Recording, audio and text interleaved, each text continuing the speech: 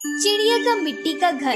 एक गांव के जंगल में टुनटुनी नाम की एक चिड़िया और उसकी बेटी टूनी चिड़िया और उसका पति टुन्नू रहते थे। वे बेचारे बहुत गरीब थे। उनके पास खाने को कुछ भी नहीं था। कुछ दिनों पहले टुनटुनी के पति टुन्नू जब एक फैक्ट्री में काम कर रहे थे तो उसके साथ एक हादसा होने की वजह से वह अंधा हो गया था, जिस वजह से घर की सारी जिम्मेदारी टुनटुनी पर आ गई और टुनटुनी को घर चलाने के लिए कांच की चूड़ियां बेचनी पड़ी। एक दिन की बात है। माँ, बहुत जोर से भूख लग रही है, कुछ खाने को दो ना माँ। बेटी, मुझे पता है तुम्हें बहुत जोर की भूख लग रही है, पर मेरे पास तुझे खिलाने के लिए कुछ भी नहीं है। घर में जो कुछ भी था सब खत्म हो गया है और मेरा काम भी इस समय ठीक नहीं चल रहा है। चूड़ियाँ बिक ही नहीं रही है। जब कुछ बिकेगा नहीं तो पैसे कहाँ से आएंगे और घर का राशन मैं कैसे खरीद पाऊंगी। हे भगवान, कैसे दिन आ गए हैं। तूने मेरी आंखें भी छीन ली। पहले मैं जैसा भी था कम से कम कुछ कमा कर तो ले आता था जिससे मेरी बच्ची का पेट भर जाता था, पर तूने तो मेरी आंखें भी छीन ली। अब मैं अपनी बच्ची और पत्नी के लिए कुछ भी नहीं कर पा रहा हूँ। इससे ज्यादा निस्सहाय मैंने खुद को कभी महसूस नहीं किया। ऐसे वो दोनों पति पत्नी अपनी हालत पर रो रहे होते हैं कि इतनी देर में उनके घर की मकान मालिक आ जाती है और उनसे कहती है, अरे ये रोना धोना क्या लगा रखा है। मैंने तुमसे कितनी बार कहा है कि मेरा किराया समय पर दे दिया करो, पर तुम्हारे तो सर पर जू ही नहीं चलती।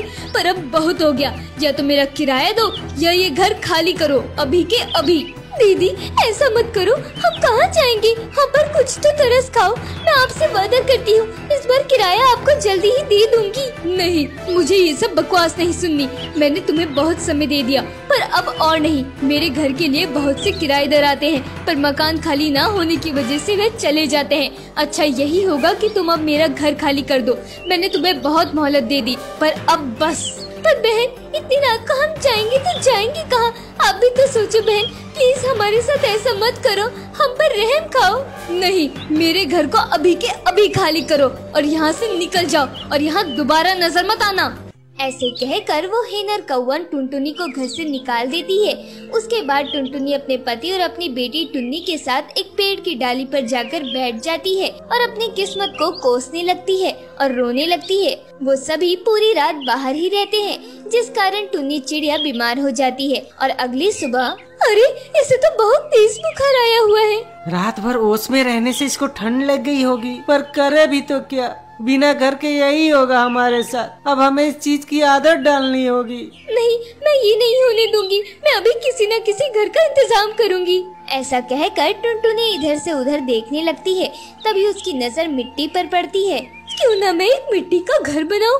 हाँ, क्योंकि गर्मी भी बहुत हो रही है तो मिट्टी के घर में सुकून भी बहुत रहेगा और हमारे सिर पर कम से कम एक छत तो हो जाएगी। ऐसा कहकर टुनटुनी मिट्टी इकट्ठी करते करते उस मिट्टी से मिट्टी का घर बना देती है, जिसमें वे अपने परिवार के साथ रह सके। पर रात को अचानक से बारिश आ जाती है, जिसके बारे में टुनटुनी ने बिल्कुल भी नहीं सोचा था और टुनटुनी का मिट्टी का घर बारिश में टूट जाता है। हे भगवान, ये तो कौन से कर्मों की सजा दे रहा है हमें। एक तो मेरी बच्ची पहले से ही बुखार से तड़प रही है, तूने ये बारिश करके रही सही कसर भी पूरी कर दी, ये छत भी हमसे छीन ली। हे भगवान, अब भला और कितनी परीक्षा लेगा हमारी तू? क्या करके मानेगा तू भगवान? अगर हमें मारना ही चाहता है भगवान तो अपने पास बुला ले, पर भगवान ऐसी कष्ट मत दे। मेरी बच्ची तो पहले से बीमारी से तड़प रही है और इलाज के लिए पैसे भी नहीं है और हमारा भूख से हाल भी बेहाल है। माँ, भूख लगी है, कुछ तो खाने को दो। मेरी बच्ची भूख से तड़प रही है, मुझे अपनी बच्ची के लिए कुछ खाने के लिए लाना पड़ेगा। पर बारिश रुकने का इंतजार कर लो, फिर चली जाना। बारिश रुकने के बाद टुनटुनी जंगल से कुछ खाने के लिए लेकर आती है, अपनी बच्ची को खिलाती है, जिससे उसकी हालत में थोड़ा सा सुधार आता है। हमारे पास तो इतने पैसे भी नहीं है कि हम एक पक्का मकान बनवा लें। पता नहीं बरसात के मौसम में हमारा क्या होगा। हमें बरसात से पहले पहले एक पक्के मकान की व्यवस्था करनी होगी, जिसके हमें पैसे चाहिए होंगे। इसलिए मैं बची हुई कुछ चूड़ियाँ बेचने जा रही हूँ। बाकी अभी के लिए मैं फिर से मिट्टी का घर बना देती हूँ, कम से कम इस तपतपाती धूप से तो बचे रहेंगे। ऐसे कहकर टुनटुनी पहले मिट्टी का घर बना देती है और उसके बाद चूड़ियाँ लेकर बाजार में चली जाती है, पर आज उसकी एक भी चूड़ी नहीं बिकती, जिस कारण टुनटुनी निराश हो जाती है। रात को वो जब घर आती है तो देखती है कि टुन्नी भूख से बेहाल पड़ी है। उसकी ऐसी हालत टुनटुनी से नहीं देखी जाती है और वह जंगल से खाना ढूंढने के लिए चली जाती है। वह खाने की तलाश में जंगल में बहुत अंदर तक चली जाती है, तब भी उसे कुछ खाने के लिए नहीं मिलता और वह मायूस होकर एक जगह बैठकर रोने लगती है। हे भगवान, मुझसे मेरी बच्ची की हालत नहीं देखी जाएगी। भगवान, तू मुझे अपने पास बुला ले, पर मेरी बच्ची के लिए कुछ खाने के लिए दे दे। भगवान, तो इतना निर्दयी कैसे हो सकता है? क्या तुझे हमारी हालत पर बिल्कुल भी तरस नहीं आता है? ऐसे कहते हुए टुनटुनी बहुत रोती है।